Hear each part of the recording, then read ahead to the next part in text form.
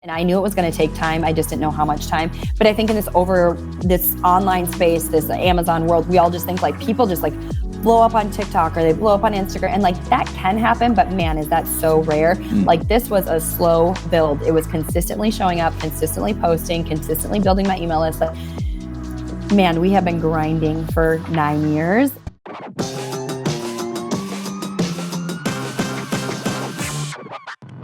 This is the Made to Advance podcast. I'm your host, Brian Aulick. We're here to inspire and equip you for your best future. Well, I am so excited about the conversation we have today. Lindsey Bomgren is on, and she is the founder of Nourish, Move, Love. And they are a health and fitness website that makes incredible workout videos, especially for women. In fact, they serve more than 1 million women a year with the videos and other kind of content that they create. And so I'm super excited for the conversation. Lindsey and I met in Florida, and the moment I heard just a snapshot of her story, I'm like, I need to hear more. So Lindsey, welcome to Made to Advance. Thank you so much for having me. I'm so excited to be here. I have been watching your videos steadfastly. Now, I'm going to confess right now, it's a little embarrassing, and it is, I've got a routine I do. I lift weights. I do some other stuff. I ride a bike, I treadmill, all that. But I feel like I'm getting healthier just watching your team. I mean, I feel like something's happening inside me. So I've shared your videos with a number of people because I feel like they're just so good. And you know what's cool is your spirit is so good about as you're shooting, you can just feel you coming out through the video. So I love it. Oh, well, thank you. I mean, yeah, that's the goal. Is they're free for a reason. We want as many people to just have access to free, accessible fitness content as possible. Well, I would love to hear just the whole kind of journey of how you got into this. Tell us a little bit about yourself, where you're located, maybe your family, and then we'll kind of get into the journey with your interest in fitness and whatnot. Yeah, so I am located in Minneapolis, Minnesota area, and I live with my husband and our 3 kids. So we got some youngins. We just got a 7-year-old, a 4-year-old, and a 1-year-old. And yeah, so we're busy. Fortunately, I started my business before I had children. I don't know if I would have undertook it with kids already in the queue. I started my business, Nourish, Move, Love, in 2015. That's when my husband and I got married. I got in his health insurance and I was like, I'm out, I'm leaving the corporate world. Yeah. And that's when I started my business basically and took it to the online space. And then, so it's been almost 9 years this year, which is just wild to think about. But so much has happened in 9 years. Were you always really passionate for fitness? I know you were a college athlete, but being a college athlete and being competitive in that way is much different than generally like equipping people for more of a healthy lifestyle. So was this always something that was really a big deal to you?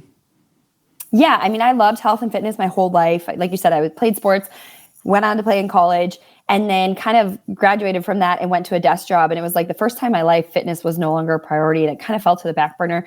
And I didn't love it. I didn't love sitting at a desk for 8 hours. So I got into marathon running, and then I got stress fractures. Then I got into strength training, and then I got into fitness competitions. And that's when I really was like, I love fitness. Went back on my own to just like get my personal training certifications for my own knowledge. And then I found the group fitness studio. I started taking classes at the gym and was like, I want to be one of those teachers. And then I kind of advanced into sales. I loved sales. I did medical sales. I love the idea of how hard I work equates to what I earn, because I had a desk job and I always felt like I was a hard worker, and sitting at a desk job with people who were potentially not working as hard as me and making the same amount of money as me was hard for me. And so I know I'm a hard worker. I knew I always wanted to kind of do my own thing. I just didn't know what that looked like. And then I found the group fitness studio, and I loved being on that stage. I loved teaching classes, and it was just my passion came out. But you can only make so much money, and you can only teach so many classes a week, and it's just not a sustainable career. So I was doing it on the side of teaching or of sales.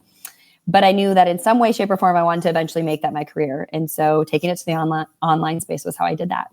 I love that you started seeing that passion coming out early on. That's such a big deal. And I always just tell people, pay attention to your passion. Pay attention to what you naturally want to think about, dream about, give your time to when you're thinking about what you want to do. And that's really what you were doing. And you were all those, I mean, even if you didn't necessarily know exactly where it was all going to take you, you were taking steps in the direction of your passion all the way through from certification on. I remember when I was once watching somebody preach, and this happened a couple times in particular, I just had this sense of what they're doing right now, I feel like is what I was made for. And I feel like when I hear you talking about watching other people lead, you were having a similar revelation of that, what they're doing right now. That's where I want to be. So that's so cool. So you launched in 2015. Was there a specific time when you really knew, okay, how did the Nourish, Move, Love idea come up? Was that way earlier, or was it a work in progress as you were thinking about training? I mean, how did it all originate?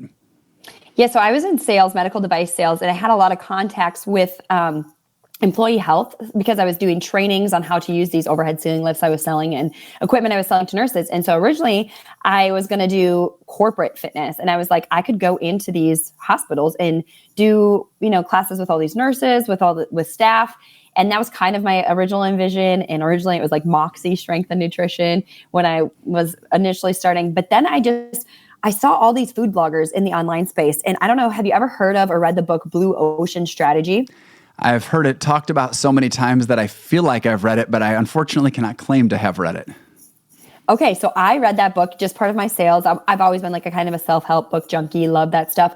And so I read that book, and it just was like talking about how you look at different industries and you can take that and apply it. And I was like, how are all these food bloggers making money just sharing free recipes? And how do I do that to fitness?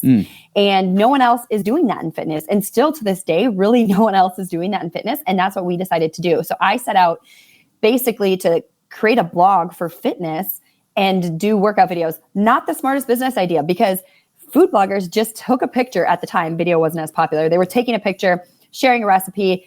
Everybody eats. Not everybody works out. I have to film a video, not take a picture. And it took a lot longer for me to monetize. So was it the smartest? I don't know. Did it work out? It did. Well, when you say, okay, so I remember when we were talking live in Florida at that conference, you mentioned, hey, the people who make workout videos were doing similar things, ish when it comes to videos.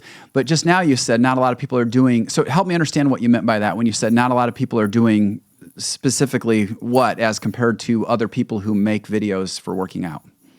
Yeah. So in the fitness space, kind of, you are either a YouTuber, right? Which is where we also lie, where you're giving away just free workouts on YouTube, and that's your main platform. So we did that. That's our secondary platform. Or you have an app and you're selling memberships to your app, or, you have some type of like ebook you're selling or something of that nature. But typically it's an app or a YouTuber, or you're like a personal trainer / in the online space. And so we basically took like a more of an editorial approach. We set up a blog. So we're very search engine based. So SEO, search engine optimizations. We're looking for what you're typing into Google. So best strength training exercises, best at-home workouts, pregnancy workouts for women, postpartum workout plan, things that women are typing into Google search. So we are competing with, like, basically my competition is like the Women's Health, the Shape magazine, Men's Health, Men's Fitness, bodybuilding.com. That's who I'm competing against, because we're all search driven based. So while I'm filming what you might think is a 30-minute full body workout, and that's what we'll title it maybe on YouTube, for the blog, it's 7 best strength training exercises for women at home, very specifically optimized for that keyword. And that's how people find us. So we are making the majority of our revenue. It's all free content. Our revenue is coming from getting eyeballs to my site because we have ads that run on our site. Oh, gotcha. That makes tons of sense, and I appreciate you just educating me like that. So okay. So you're, I'm getting back to kind of origin story side of things. You're thinking about the whole idea. When do you get clarification on, in your own mind and heart, this is the model that I want to launch with? This is the idea. Yeah. Well, when I launched in 2015, I had spent like my life savings. So I'm kind of like, had you guys mentioned, like I was taking steps, but I wasn't just like, I did jump into it, but I would basically did sales. So I decided to live off my base salary, save all my commission.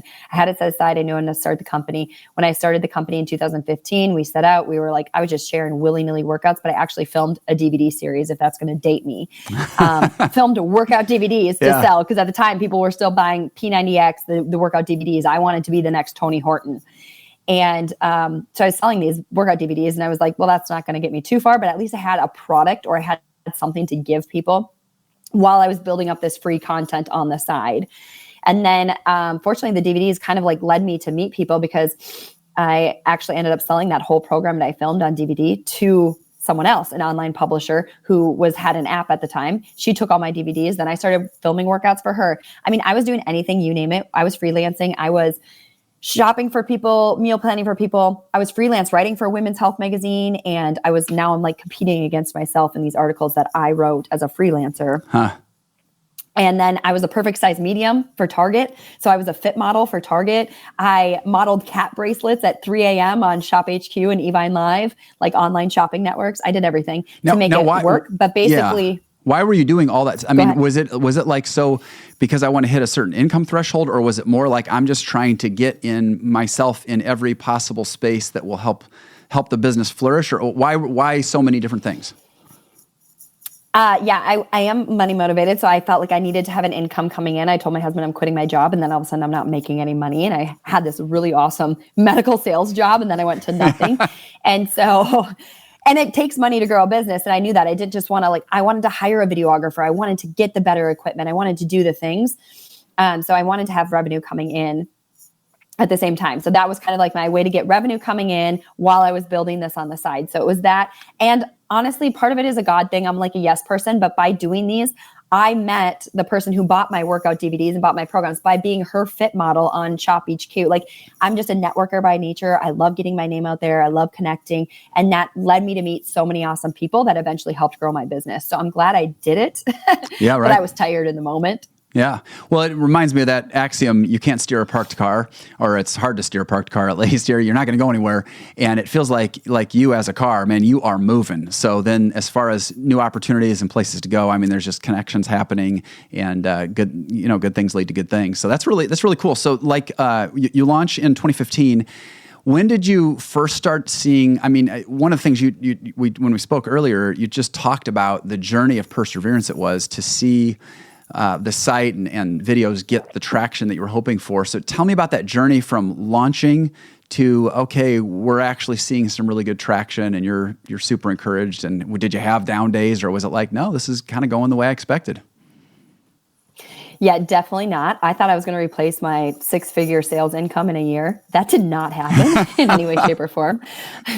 My husband will still claim to this day that he is my biggest investor because he supported us for so long while I was trying to build this business. And I knew it was going to take time. I just didn't know how much time. But I think in this online space, this Amazon world, we all just think like people just like blow up on TikTok or they blow up on Instagram. And like that can happen, but man, is that so rare. Like this was a slow build. It was consistently showing up, consistently posting, consistently building my email list. Like, man, we have been grinding for 9 years. And now we're just at a place of like, I still every year you set your goals bigger and bigger, but I would say it was year 3 is when I learned SEO. And that's was like light switch. Like we need to be creating content people are actually searching for, not just creating content I think people like.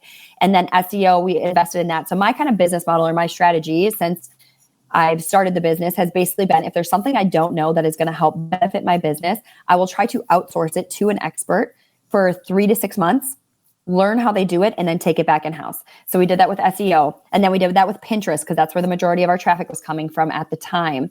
And then we started building our SEO. Then Google traffic got higher. And then then COVID hit, and God bless, it was the best thing that ever happened to my business. I know that's not the case for so many businesses or churches. So I'm sorry, but like for the search for at-home workouts skyrocketed. My business doubled.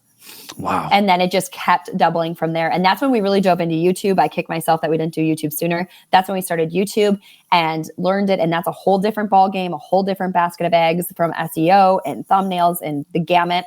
And so we just continued. So we went to outsource YouTube, and then fortunately got into the YouTube partnership program, and I got an account executive at YouTube. Like the business just kept getting wheels and wheels and wheels. And since then it just keeps growing, which is amazing. But you learn as you grow. You can only tackle one true thing at a time. Yeah.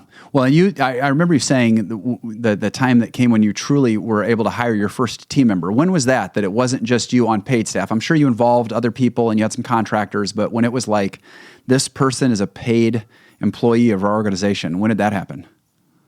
Yeah. So Rachel's been with me. She's on set with me. She does the modification. She's been with me for like 7 years now. Okay. And so I actually, when I had my first baby, realized I thought I was going to be like the mom who was like the mom blogger. I have a baby on my hip and I'm running a business. And that was not for me. I was like going crazy. It's hard to have kids and try and run a business. And that's when I realized I needed help. So I brought on Rachel and as like an intern, and she's just grown with me ever since. It's been amazing. But at that time, I was teaching 15 classes a week and doing the modeling gig to pay Rachel. Like I was doing other jobs to pay her. Yeah. That's crazy, but it's such a great, I mean, for budding entrepreneurs out there, it is really good to hear this journey, because this is not, oh, I just had such a great time making these videos and I got to step into, even if it was slower than expected. I mean, you are out there grinding to make this happen, and even to be working these other jobs so you can pay her is a crazy thing. How many team members do you have now? And now I have a team of 3 full-time employees. So Rachel's still with me. We've added 2 more since. And then we have a videographer who's almost on staff. He's with us so much, but he's not full-time with us. And then a couple contractors. Okay, gotcha. And did I see, this is just a clarification thing. Did I see you did a video with like a dude was in the crew recently, or am I remembering that or not? Well, correctly? Yeah. So I've occasionally brought my husband, and during COVID, my husband made appearances all the time because we like weren't meeting and I couldn't film in the studio. It was like lockdown, right? So me and my husband were filming workouts during COVID. And then now we have brand partners that we work with, and occasionally they want to bring people on set. So we partner with the Beef Council, like beef, it's what's for dinner. And occasionally they bring on a beef farmer and he's in the video with us. Oh, that's really fun. I thought that was maybe some new thing that you were like, because do you have a way of being able to tell what percentage of your viewers are women versus men? For sure. Yeah. We are like 80% viewership women. Okay. But a lot of it is women viewing, obviously, and that's the demographic we're getting, but their husbands are starting to join them. So we do have a lot of women whose husbands, my husband does the workouts with me too. They're very athletic based. Like these workouts, the workouts we film, what makes us different or differentiates us from, I think, workouts for women is they're hard. They're very strength focused. It's very heavy weights. We're not encouraging women to lift 5 or 10 pound dumbbells. Like we're lifting 20 pounds and upwards. Mm-hmm. And they're very athletic based workouts. So we have a lot of former athletes like myself that choose to work out with us. I saw a picture on your website of you flexing, and I'm like, I do not want to mess with her. She is, I mean, that is a heck of an arm. Oh my gosh. Let me ask you this. When it comes to just running the company where it's at right now, what do you feel like you love most? What brings you the most joy about being in the leadership role you are? It's still writing and filming the workouts. I love writing workouts and making them different and creative. And how can I put a spin on a push-up that everyone's done a million times, but make it engaging for people to come back and want to keep doing it, right? And so I still love writing and filming. I love being in front of the camera. I don't know. It's something I really enjoy doing. Yeah. And I just think it's so cool that I get to like speak life into women at whatever season of life they're in a home, typically by themselves, isolated at home with like kids. They might not talk to another adult all day. And in some way I get to encourage them, motivate them, speak life into them. And that happens from Minnesota to Oman, like all over the world. It's insane. Wow. Well, how is this? I mean, surely as the company has grown and influence, and you've got staff and all this, the percentage of your time that I guess this would be a good thing for you to answer. I was going to suggest a scenario. I'm not sure it's accurate, but like you're having to do more where you're working on the business, I'm guessing, than maybe you used to, or not. Maybe you're actually more freed up to do what you love most. Because I think sometimes people get into a certain area of work because they're like, oh, I love making the videos, and then running the company all of a sudden is like, wow, there's a lot of this, and it takes over, and maybe it's not quite as fun. How do those two kind of time things, has it gotten, do you have more business stuff you have to do than you used to? And how do you manage that relative to passion levels when your favorite thing is making the videos themselves? For sure. More growth, I'm pulled in way more directions, especially in this online space. So actually just recently, this week, I had like a regroup with my husband because I'm kind of falling apart with I'm like, I can't do this anymore. I can't do all the things. I either literally had the conversation of hiring like an executive or personal assistant, or him having to step up and start making like dinner one night a week or things of that nature because I just can't hang anymore. Mostly because living in this online space is so volatile and things are so rapidly changing. So talk about a business that's pivoting. You talk about right in the last month, I've changed all of our email opt-ins and our lead magnets on our website to now we're collecting third-party data. And because cookies are going away in 2025, and that's how we monetize our business, because you get targeted ads based off of visiting our site. Well, that data is going away. So we need to build our own data. AI is a thing, ChatGPT, we're building out our own chatbot to talk back to them to say like, hey, here's a good workout. And then there's many chats. I don't know if you've been on Instagram, like comment link and we'll chat you this, or comment, like we have all these robots now set up to automatically get people on our email list to go through a quiz to find out which workout plan is for you. I just hired an agency to help us build that out. We just launched merchandise. I'm wearing a sweatshirt. Yeah, it looks great. I saw it when you launched it. And you guys did such a great job with the promo. But yeah, go ahead. Yeah, we just dropped merchandise. So like I'm managing all of these things. And I literally just told my team, I'm like, we have a meeting literally after this podcast to offload what I need help with because I'm drowning. We just filmed on Tuesday. We started filming our new summer program. And I'm like, I was up till midnight writing these workouts the night before. Like, I do not like that. I love to have like tons of prep time. And so no, the workout writing is falling by the wayside and that can't happen. That's the bread and butter of my business. People want a good workout. Right. So it's so hard to manage. Yeah, I'm 9 years deep and still struggling. Well, and like you're saying, I mean, it's funny. I was talking to somebody in a different, way different area, and he was making the comment. Very successful, all that, but he said, "Yeah, our business just doesn't change a lot. I mean, it just kind of. I've been doing the same thing I've been doing for 20 years. The company's grown, they're very profitable, all that, but there's just not a lot of evolution in his area. And you are like on the opposite end of the spectrum, where it's just constantly, what's the next and the newest thing, and it's kind of like an adapt or die mentality. So you're starting to answer a question I was going to ask on the flip side of what you most enjoy, which is just helping us understand. And I really want to help aspiring leaders and company owners just have a grasp on at least what some of the challenges look like. You've gotten at one, which is both on the one hand, adapting to new things, and secondly, just the overall issue of balance and what it takes to be a leader who's not running a million miles an hour with you ready to pull your hair out and whatnot. Talk to us about some of the other challenges you've had to overcome as a business leader.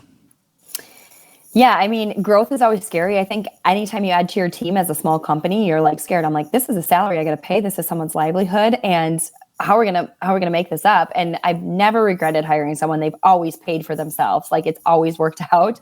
But there's just so much fear and anxiety around that. I think anytime you bring on a staff member, it's been really challenging for me. I feel so much pressure to work harder, make more money, support them, create a growth opportunity for them. Like, I want them to grow with the company. So I put a lot of pressure on myself, I think, to make my team feel like they have an environment where they can grow and evolve. I want to be a good leader. I think we all do. So I put a lot of pressure on myself in that area. And just the constant, in this space, it's so hard to not burn out because the Google algorithm, the YouTube algorithm, it all wants more. It wants more. It wants new. It wants more. It wants new. It wants more. It wants new.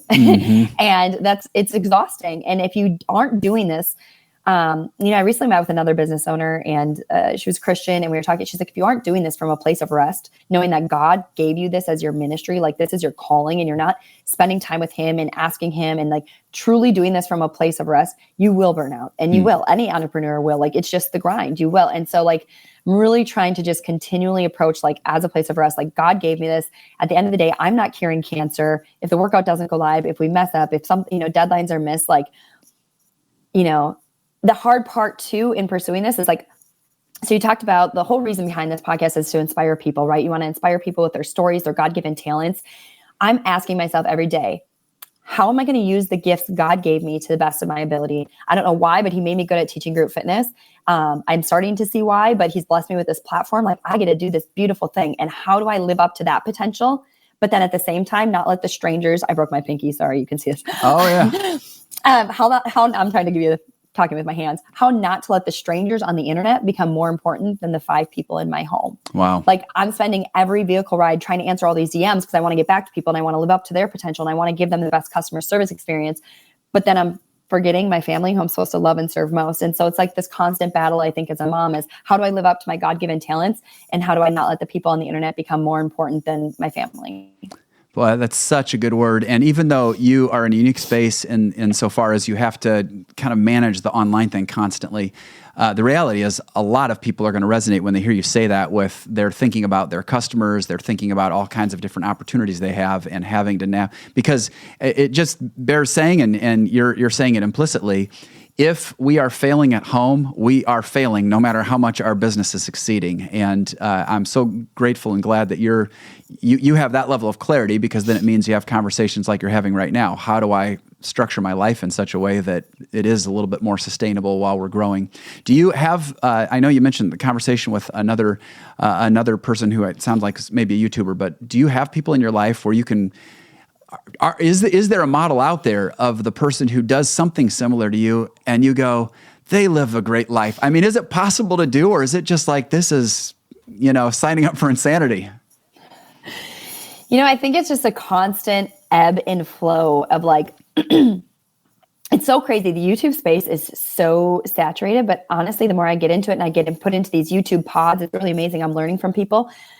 It's not a very Christian saturated space, just to be really blatant. It's not. And so I think that there's just a grounding that sets you apart, that you just, like, you have these morals, you have these values, you know, you're never going to sell out for the thing. You're never going to just put the slummy YouTube thumbnail up because your values are better than that. And so it's just a true grounding, but it's a constant battle of like watching people. But I do think it's really helped. I'm part of this like women's business circle, and we meet every month. It's all women entrepreneurs in my space. Just having other people who are doing what you're doing, who truly know it. They're all moms, like, to come and we can all break down and we can share like our weakest points. We can share our highest points. Like, it's just really hard being a working mom, I think, in this day and age. It's just expected that you're like the world's greatest mom, raising chickens and serving your kids organic eggs. And then on the other hand, like, you know, making a great salary and providing for your kids so they can go to this private school. And like, there's just like so much pressure in that. And so I think it's just continually redefining what success actually looks like for you. And I know for me, what's really hard is I have these ideas of what success looks like, but then it gets skewed by the numbers and the success and like the seeing the metrics. And just constantly coming back to that priority list of like, no, I said working part-time in the summer is what means for success for me, not hitting this revenue threshold. And it's hard to step away and truly stick to your values. Right. Especially when, you know, that old phrase, you measure what matters. And I think that so much of what you do professionally is so measurable, and your investment in your kids is just, you can't necessarily put that on a graph, and you don't get like data on it each week and whatnot. So it's, I don't know, it's hard sometimes when you're comparing a very tangible, measurable thing against a not, even though you know the thing that's not as measurable is crucially important. Talk a little bit, you kind of hit this a little bit already, just implied about your values, but maybe share a little bit about your faith journey and how that has specifically influenced the business over the course of time. I mean, there's the values kind of conversation you just had, but I'm guessing faith has made its way into your story on a variety of occasions and in different ways. Yeah, for the longest time, I struggled with God as to why he made me good at teaching group fitness. Like, what am I supposed to do with this? This isn't a ministry. I'm not serving anybody with it. Like, what good is this? So I grew up Catholic, went to a Catholic school until 6th grade, transferred to the public school, you know, had a very typical college experience, I would say, where I kind of walked away from my faith, and then came back to it. And in our marriage, my husband and I knew it was important for us. And so really started pursuing what that looked like. I came from a Catholic background. He came from Lutheran, and we had like his family who was like going to AG. And I was like, whoa, rock concert. Like, oh my goodness, this is so out of Assemblies of God, if anybody doesn't know. AG is Assemblies of God. So that's what she's referring to there. Yeah. Very different than Catholic background. Yeah. And so I was like trying to figure out, like, we were trying to navigate and figure out we found a local church that's awesome. We're still there. We're still very involved. We're growing it. And it's just been really cool. But when I started this business, I felt like God truly placed this on my heart for a reason. Like, he made me good at teaching group fitness. And for some reason, I just kept feeling this call to like step out and do it. And I felt like it was totally a God thing. So I included him in my business from the beginning and decided that I was going to call my company Nourish, Move, Love. Nourish your soul with God's word, your body with real food. Move your body and create movement in your life. Love yourself and love others. And that was going to be the foundation of how I was going to build my company. We're going to call it Nourish, Move, Love. I didn't want to name it Lindsey Bomgren. I didn't want this to be about me. I wanted this to be about something else. And so that's why I decided to name my company and kind of set my values on. And we've just kind of stuck with that. In the beginning, I was sharing devotionals, actually. I've stopped sharing them on the site because it became a thing where I felt like my Bible study time or my time with God really became about like, oh, I could turn this into a blog post. I can do this. And I was like, this is just so much pressure and it's not good for my own faith journey. So I share snippets when I feel inspired on my Instagram, and I share devotionals and I share what I'm reading, and I just naturally integrate it, I think, into the way I talk and speak in the workout videos. And I've always wanted it to be an undertone. I want to whisper the name of Jesus into homes around the world. I don't want to shout it. I just want to whisper it. I want you to hear me say, hallelujah, that set's done afterwards. And eventually, like you said, I want my personality to be infectious. I want people to know where my joy comes from, and that comes from the Lord. And so that's like my underlying tone of this all. And I've just kind of tied faith into it. But being a business owner and watching your business grow, it's really hard to test yourself against the Bible and against your faith, because like something that's recently really stuck with me is as I continue to ask myself what success looks like, my pastor recently did a sermon and he said, like, what owns you names you. The rich man, we never got his name in the Bible. It was the rich man who wouldn't abandon his riches to follow Jesus. And he was called the rich man because what owned him, named him. He was the rich man. Versus other people in the Bible, we got their names. We got their direct names. They were followers of Jesus, Matthew, Mark, Luke, and John. Like, we got their name and they gave up what owned them to follow Jesus. And that just stuck with me. Like, at the end of the day, what names me? Like, what is it that names me? Like, I want people to know that, yeah, I'm Lindsey Bomgren. I'm a great fitness instructor. I'm a great mom. But at the end of the day, I'm a child of God, and I am here to hopefully fulfill this gift he's given me of teaching great fitness and share that with the world in some way and make it a ministry to build his kingdom. Boy, that's so good. And you're already giving me material for a message I'm going into right after Easter. We're doing a series called Surviving Success. And I wanted to do this series because I think, and rightly, like in the church, we talk a lot about coming alongside folks when they're in places of pain or hardship or struggle or addiction. And of course, Jesus has a heart for all of us when we're in those really tough times. But I realized, man, I don't talk about what does it mean to walk with Jesus when you're winning and when things are up and to the right. And it's great because that brings on a different level of pressure, temptation, et cetera, just things you have to deal with that you didn't before. And even as you're speaking, I mean, just talking about your identity and not getting owned by these things that are good gifts from God, but also have, some shadow side if you don't keep them in a healthy place. So I love that. And you're going to be quoted here in post-Easter in West Michigan. So I love it. Do you find that, Lindsey, when you're going through challenging times with the business, how has God met you in the challenge? I mean, I get things are very flourishing, but that you're still, you have to deal with what comes with even a flourishing business. How has God met you in those tough times? Yeah, so we met at Project 42 this past year, but my husband and I went to Project 42 the year before that. I'm not sure if you were there, Brian. I wasn't. Okay, so we went that was our first time ever going, was 2 years ago. And so we went, the business is doing great. I'm about to go into filming my New Year's program.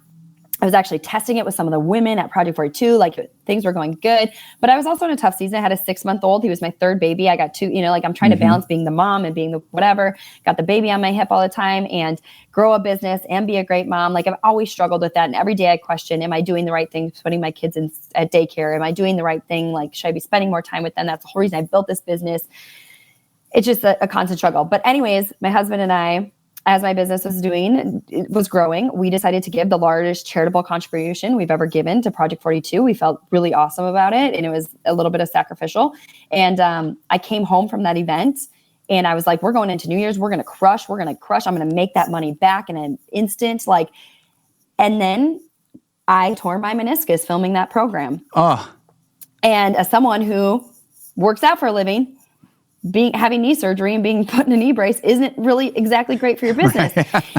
So here I am. We've just committed to giving this large financial contribution to an awesome organization that we were pumped about. I thought I would make that money back by creating this New Year's program. I tore my meniscus on the 7th video. I ended up popping some Advil and finishing the last 2 because I was like, we need a series. We're going to push this out. But then I have a torn knee going into the new year when working out is the biggest trend. And here I am sitting in a knee brace filming seated workouts. And I was like, why, God? I have a 6-month-old baby. I got 3 kids. I'm in a knee brace. I got to get my kids to school. I got to be a mom, but also I have to run a business here that requires me to work out. Just tough moments. Talk about I hit a low point really bad, probably after a month or 2 after that surgery, and was just at arms with God. How am I supposed to do this? How am I supposed to support my family? You always come out stronger, right? These always draw you closer to God. And it was just basically him saying you wanted too much control. Your pride was getting way too high. You thought you were in control. You were going to crush this goal. Let me show you how to grow your business and partner with me on that. And it was just God just was calling me to slow down. He was calling me to be with my family. That's when I decided to step back and go part-time in the summer and be with my kids more. And we showed up to Project 42 this year, and we doubled what we gave last year. Wow. And God is just so faithful throughout that all. Wow, that's so incredible. So when you were getting the setback from the video and you got injured and whatnot, and did you end up, even on that first commitment that was a big step of faith, did you end up seeing God provide for that commitment as quickly as you expected, or was it more over time, or how did that work out? It was definitely over time, but it was just he was just telling me like I just love, that's my biggest pitfalls. I'm an Enneagram 3. I'm an achiever. I drive on my own success, pride, like all that stuff. And he was just telling me like, you're not in the driver's seat. Like I'm in control and you need to take everything that you have, you hold it so tight and you just got to give it all to me. Like give this platform to me, give this knee to me. I will make it happen. I will grow you through this. Turns out there's really great search volume for knee friendly workouts. That's fantastic. He really does work all things for the good of those who love him, are called according to his purpose, like Romans 8 says. That's fantastic. I love, when you're talking about your faith, it's really cool because it's like on the one hand, you're saying, hey, my faith shapes my values, the things I'm going to say yes and no to, the way I'm going to comport myself when I'm with people and all this. So there's that. There's the very origin and the DNA of the company as far as why you named it, what you did, what it stands for. Your faith integrates with that. Your faith shows up when you're hitting adversity and you're inviting God into that adversity. Your faith shows up when you, in some ways, you might even say, deal with some of the temptations that can come with success. So it's just a really great holistic picture of, I think sometimes when people in the marketplace think of what does my faith mean to my job, it's, well, I need to have integrity. And of course, that's a big deal. But what I love about what you're saying is it's such a holistic example of where your faith in Jesus is definitely includes integrity, but it's far broader. It's how you literally view the entire project that is your business.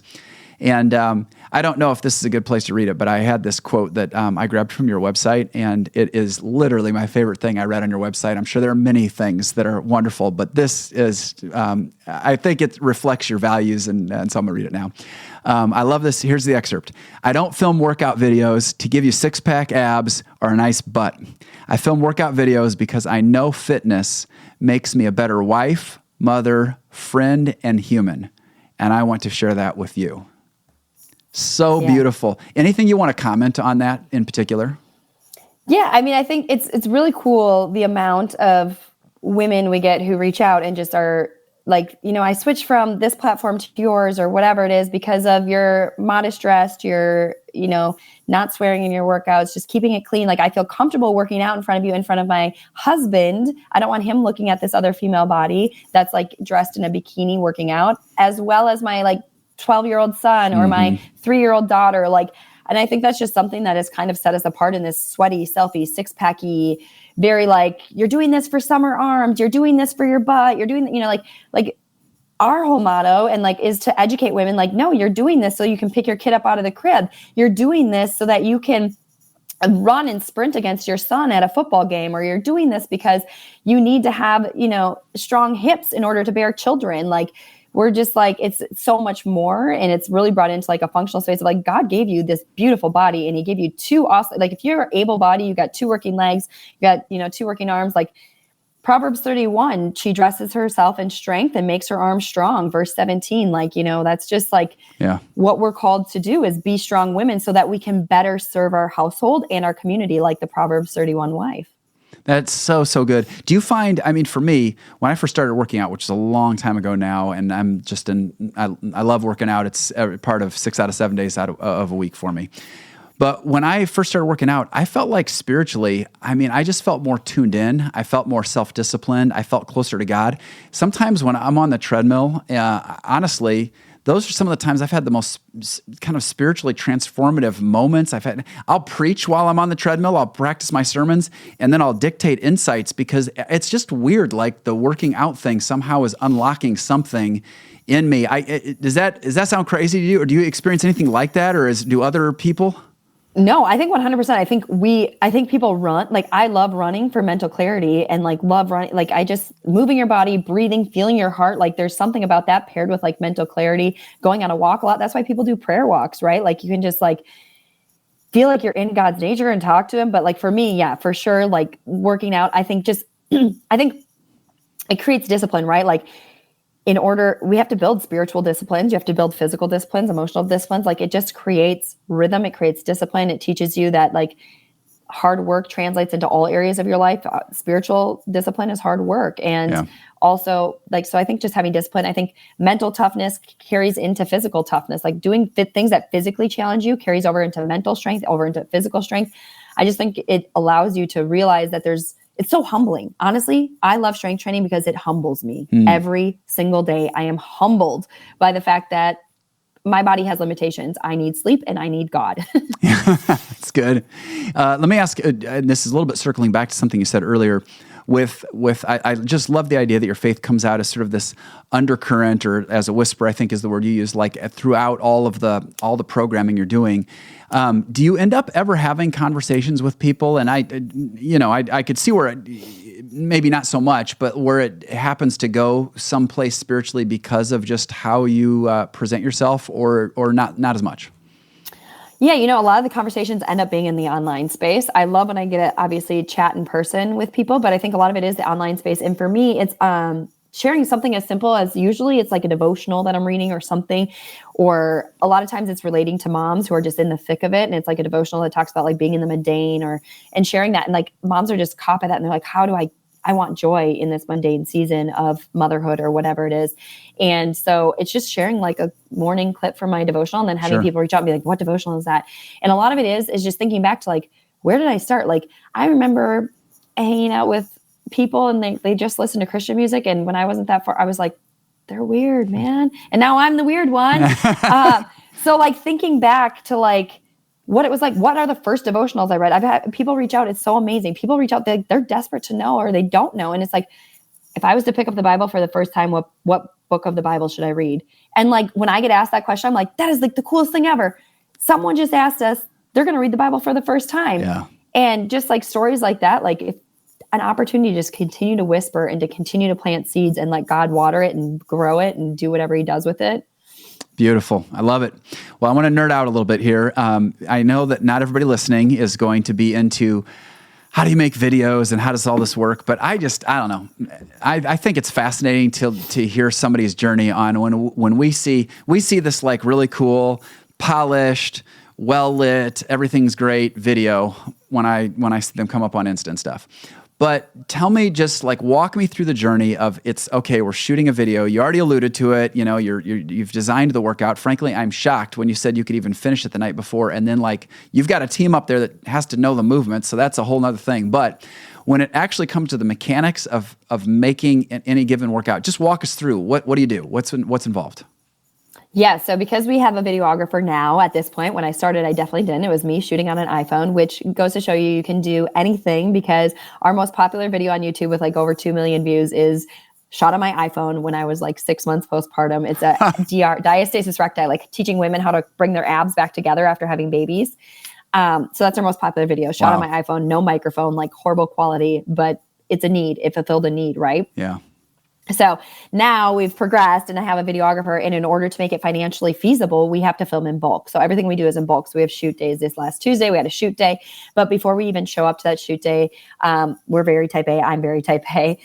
There's like a 42-page document that goes with every shoot. And it sounds crazy probably, but literally it's mapped out from exactly what the workout we're going to shoot is, what the SEO for it is, what search words we're going for. So whether it's like, we just filmed one and, we're going for chest and tricep exercises or whatever that is, the keywords we're searching for on YouTube, the keywords we're going for on Google, what the thumbnail is going to look like. We pull inspiration pictures. We know exactly what the thumbnail is going to look like, what colors we're going to wear to match that thumbnail. The YouTube comments, we're going to screenshot and overlay or reference throughout it. Any call outs for my videographer are in there, exactly what we're going to say, the intro video, what workout clips we're pushing to at the end of the video. Like, it is all dialed in and mapped out in this document. And then we shoot typically 4 to 5 workouts a day. We just bulk film them. We shoot all the photos. We're shooting photos for Instagram. We're shooting photos for Pinterest. We're shooting a reel for Instagram. We're shooting a reel for YouTube Shorts. Like, it's just all dialed in, and we just crank. And then we have content for a couple weeks based off that. Wow, that's a big day. And what percent of the 42-page doc is your work versus other people on the team that are building that out? Because that just is amazing and overwhelming sounding at the same time. Yeah, so I build out kind of like what the workouts are, and then I hand it off to everyone on the roll. So Megan on my team does all the SEO. So I hand her and I'm like, okay, here's my ideas. Find keywords for this that people are searching for. So she does the SEO, pulls that. Then I hand it off to Caroline on my team. I'm like, great, find YouTube or YouTube comments we can overlay on this, because we like to engage our audience. We're like, Kathleen said this is her favorite workout because she loves the format and she uses 20-pound dumb, so we overlay like a YouTube comment in it. And then I hand it off to Rachel on my team, who's our graphic and creatives. And I'm like, all right, pull inspiration images for all of these thumbnails that we're going to shoot. So everyone touches it. Okay, gotcha. And then when you actually shoot then, so the videographer comes in, I mean, you've cleared the furniture out before he probably gets there, I'm guessing. Is that you and your husband getting after the furniture? Is that my team comes over, we move all the furniture. Okay, they help out. And then he sets up lights, he sets up his cameras. And I mean, at that point, is it pretty plug and play as far as, okay, we're just like running the play as far as the actual recording goes? Yeah, so he sets up like 2 cameras and then he does one handheld. And I finally just invested and got a big screen. So my workouts are all displayed up there. I used to like handwrite them out on tag board. And then we pick out all the outfits we're going to wear. And then, we basically like film, shoot photos, film, shoot photos, film, shoot photos, and just keep cranking through until we're done with all the videos. Are your kids in school right now? I'm looking at I forget what ages they are. So because I'm wondering, how do you get that done at home and relative to kids? They're got to be somewhere. Yeah. So my 7-year-old's in first grade, and then my 4-year-old and 1-year-old do go to daycare full time. And then in the summer I go part-time. So they go part-time, but we usually, for example, my 4-year-old was home on the last shoot day upstairs in my bedroom playing because she had strep throat. Someone's always here. I feel like with 3 kids, but we make it work. Well, yeah, that is impressive to me because I'm lucky if one of our teenagers is like around while I'm trying to do a Zoom call at home. My mind starts going into other places. Talk to me if somebody was like just starting out building. It's hard not to say they're in your exact stream, but they go, oh, I want to do something online, or I don't know where to start. They've got a passion. What would you say to that person who's just on the front end of considering it?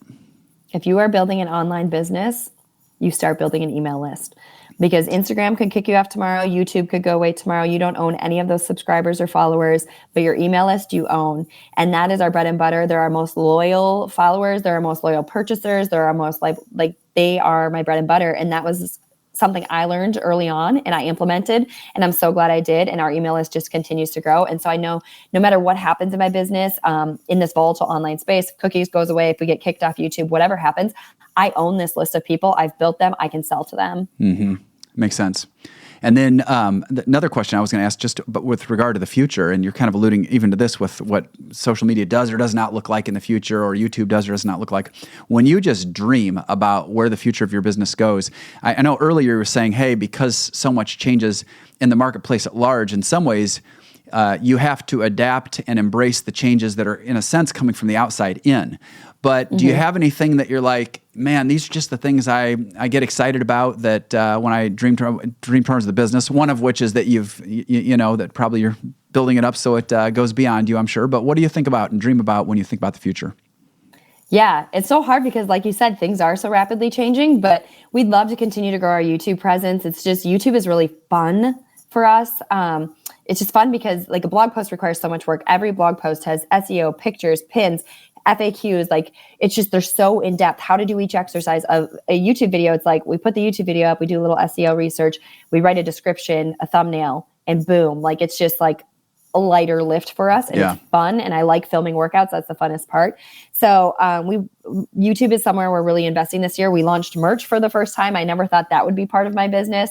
So it's hard. Like things are just constantly changing and shifting, but kind of like pipe dreams are always just continuing to grow in our mind. Like we'd love to do a tour and do, like, I love connecting with people. I like the in-person part. Yeah. Love to do a tour and do live workout classes in person with some people again. I like the idea of that.